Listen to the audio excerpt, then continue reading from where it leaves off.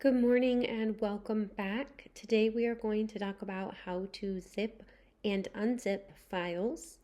In our last video tutorial, we talked about how to create folders and subfolders to organize our work throughout the school semester or, with work or home.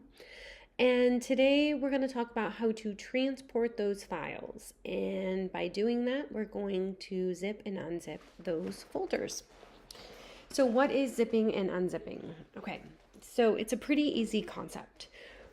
When we created these folders and subfolders, we created some pretty large files, and inside of them we added more files and we saved work, and so these are pretty large.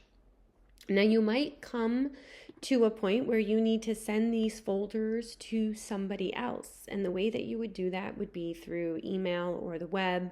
But these are pretty large documents, and so they would be too large to send. And we need to make them smaller so we're able to transport them.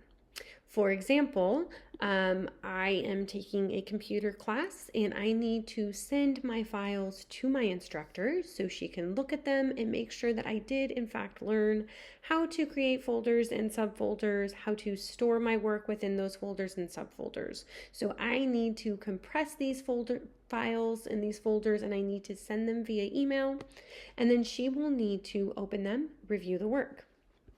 How am I going to do that? Well, on some computers, it would be called zipping. On my computer, it is simply called compressing. So I'm going to use 2 fingers and I'm going to click on my folder on my mouse, and I'm going to go down to my 5th drop-down choice, which is Compress Semester 1. I simply click on that, and it bundled it up and dropped it right here in an icon. And you'll see the little word zip there, and so that it's a zipped folder of semester 1. I can simply take this folder, this zip folder here, drop it into an email, and now I can email it, and it is small enough to be transported to my recipient, who will then have to unzip or decompress that folder. Unpack all that information is essentially what you're doing, and it will open back up into larger files that can be viewed. Now, it's a very simple thing to do if you are the recipient of a zipped file. On my computer, I just have to double click it.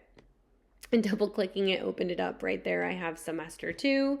I can open up semester 2, and you'll see that all my files are in there, they've been unzipped, and they are ready to be reviewed.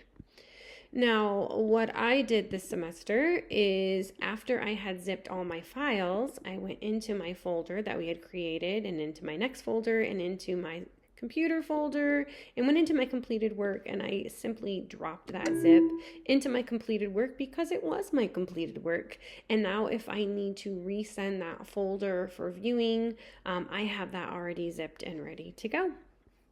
I'm going to just simply get rid of my semester 1 folder number 2 because I don't need that.